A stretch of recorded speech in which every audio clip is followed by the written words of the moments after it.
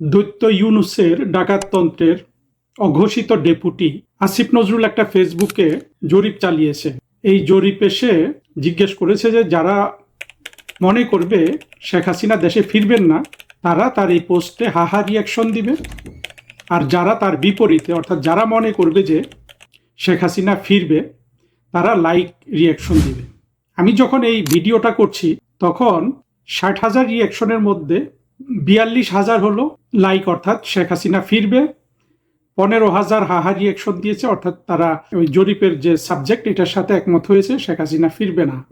বাকি যে রিয়াকশনগুলো সেগুলো বেশিরভাগই ক্রোধের চিহ্ন, অর্থাৎ সেগুলাও কিন্তু এই জরিপে ক্রোধান্বিত হয়েছে, অর্থাৎ তারাও কিন্তু মনে করে যে শেখ হাসিনা ফিরবে। অর্থাৎ এই জরিপটা ৭৫% অংশগ্রহণকারী মনে করে শেখ হাসিনা ফিরবে, ১৫% মনে করে শেখ হাসিনা ফিরবে না।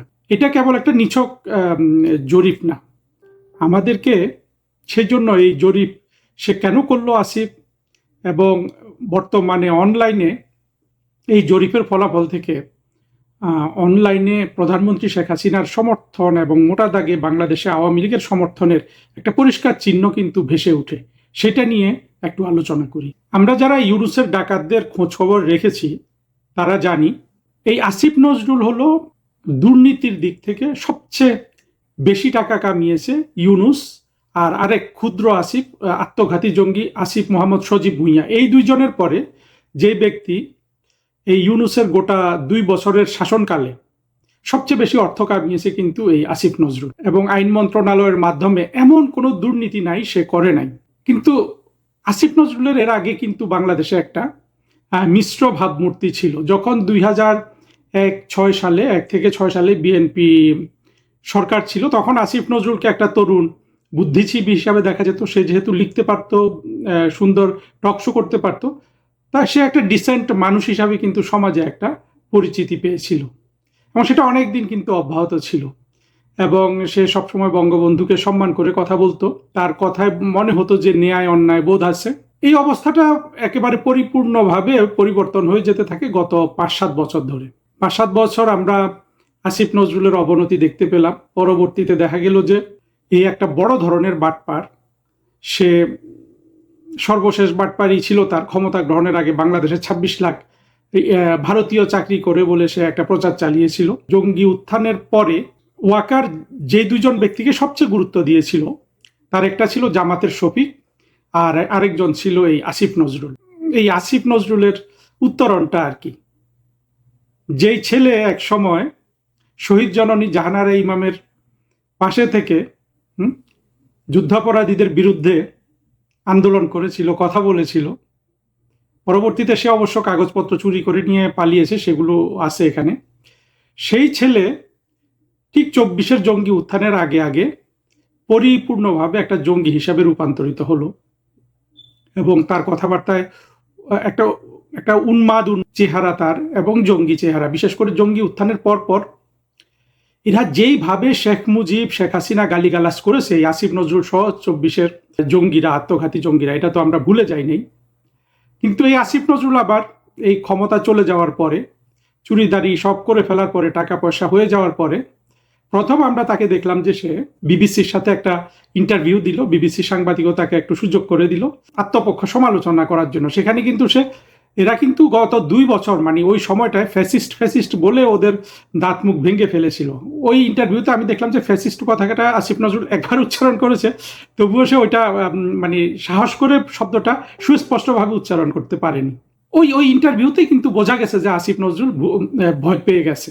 তারপরে আসিফ নজরুল সেখানে বলল যে ইউনূসের যে কিচেন ক্যাবিনেট ছিল সেখানে সে ছিল না। ইউনূস যে গোলামির চুক্তি করেছে সেই গোলামি চুক্তির সাথে আসিফ নজরুলের কোনো সম্পর্ক নেই, এগুলো সে বলেছে।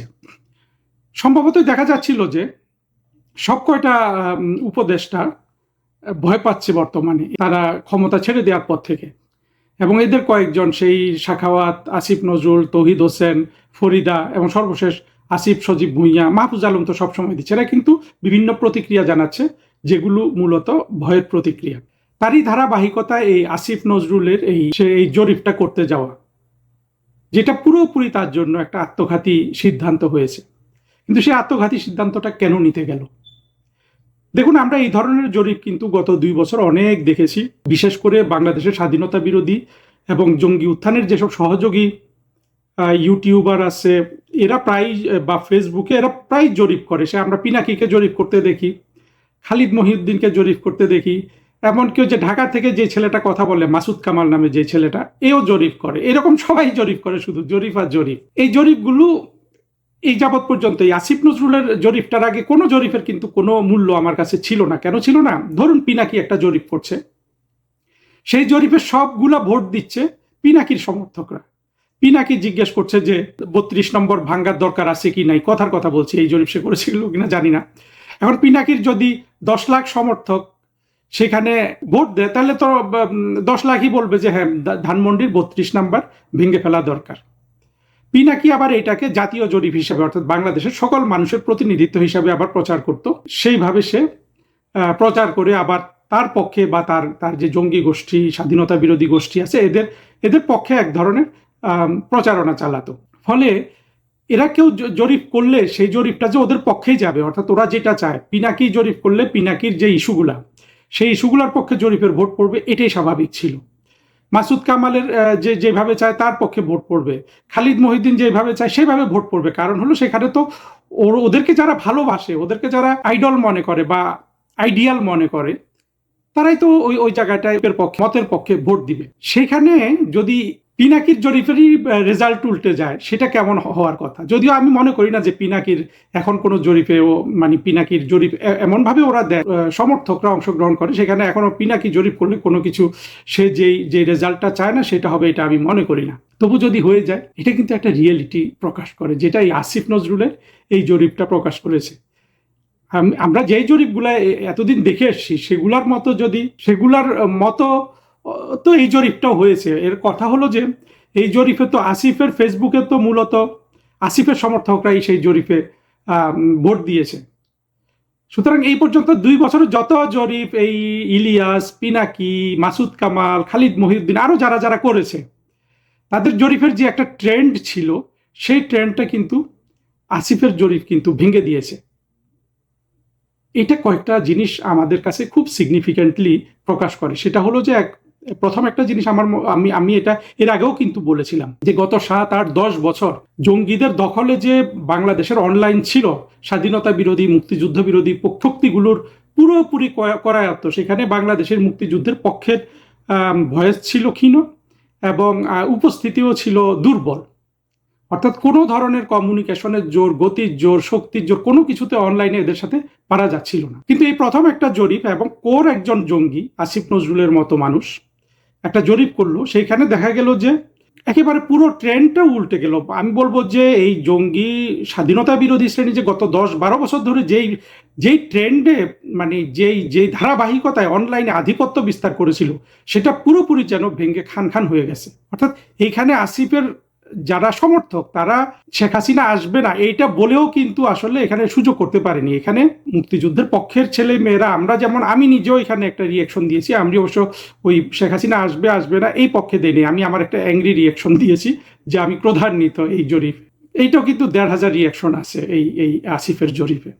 কিন্তু মোট কথা হলো যে আসিফদের যে কোর সমর্থক গোষ্ঠী, এরাও যে মত পাল্টাচ্ছে, এইটা হলো আসিফের জরিপ থেকে উঠে আসা সবচেয়ে, আমি মনে করি যে একটা গুরুত্বপূর্ণ সত্য, যে আসিফদের সমর্থকরা, অর্থাৎ প্রথম কথা হলো যে অনেক সমর্থক আছে কিন্তু মগজ ধোলাইকৃত, আর অনেক সমর্থক আছে হার্ডকোর, যারা মগজ ধোলাই করে। এই মগজ ধোলাইকৃত অনেক মানুষের মগজ ধোলাইয়ের অংশটা যে চেঞ্জ হয়ে যাচ্ছে, তারা যে তাদের মতামত চেঞ্জ করছে, তারা যে বাংলাদেশ নিয়ে শঙ্কিত, বাংলাদেশকে ইউনূস, আসিফ নজরুল যেভাবে ধ্বংস করে দিল, এটা যে তাদেরকে চিন্তিত করছে, এই জিনিসটাও কিন্তু আসিফ নজরুলের এই জরিপে উঠে এসে। না হলে কিন্তু এতগুলো ভোট আসিফ নজরুল যেই উত্তরটা চাচ্ছে সেই উত্তরের বিপক্ষে কিন্তু পড়ে না, কারণ এই জরিপগুলোতে মূলত ওদেরই আধিপত্য, ওদেরই সমর্থকরা ভোট দেয়। আপনি বলতে পারেন যে তাহলে এখানে এই অবস্থাটা হলো কেন? অবস্থায় যে আমি এর মধ্যে বলেছি, অবস্থা হলো যে আসিফদের যারা মূল সমর্থক গোষ্ঠী আছে, তাদের অনেকের কিন্তু মত পরিবর্তন হচ্ছে। আর এই জিনিসটা যেটা প্রমাণ করে সেটা হলো যে বাংলাদেশে বর্তমানে বঙ্গবন্ধু কন্যা জননেত্রী শেখ হাসিনার জনপ্রিয়তা কোন পর্যায়ে আছে, এইটা পরিমাপ করার জন্য ইতিমধ্যে অনলাইনে যত ধরনের জরিপ হয়েছে, আমার দৃষ্টিতে একটা হার্ডকোর জঙ্গি আসিফ নজরুলের এই জরিপ সবচেয়ে বেশি হলো যে নির্ভরযোগ্য। সেই জরিপে আমরা কি দেখলাম যে ৭৫% হলো শেখ হাসিনার পক্ষে, আর 15% হলো জঙ্গিদের পক্ষে। অর্থাৎ জঙ্গিদের করা জরিপে আমি যদি জরিপ করি, আমার এখানে হয়তো এত ভোট পড়বে না, কারণ আসিফের মতো সমর্থক বা আসিফের পোস্ট যত জায়গায় পৌঁছে, আমার পোস্ট অত জায়গায় পৌঁছে না। আমার এখানে করলে হয়তো ৯৯%ই শেখ হাসিনার পক্ষে পড়বে। অর্থাৎ আমার এখানে জঙ্গিরা তত আসে না। অর্থাৎ আমার জরিপটাও কিন্তু সেই রকম নির্ভরযোগ্য জরিপ হবে না।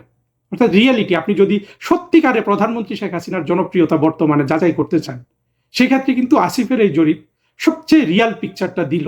এবং এটা কিন্তু আমাদের একদিকে যেমন আমাদের জন্য অত্যন্ত খুশির খবর, আসিফ নজরুলের জন্য এটা খুবই একটা দুঃসংবাদ।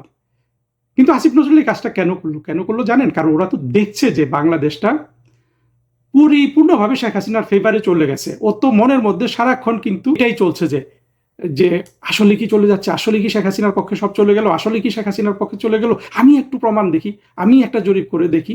এই করতে করতে কিন্তু এই আত্মঘাতী সন্ত্রাসীদের পিতা আসিফ নজরুল, বদমাস ক্রিমিনাল, এই জরিপটা করে ফেললো। যেটা কিন্তু ওর যারা সমর্থক ছিল এবং বিশেষ কোর সমর্থক, তাদেরকেও কিন্তু এই জরিপ যথেষ্ট, আমি বলবো যে শঙ্কিত করবে এবং এদের ত্রাসের কারণ হয়ে গিয়েছে এই জরিপ।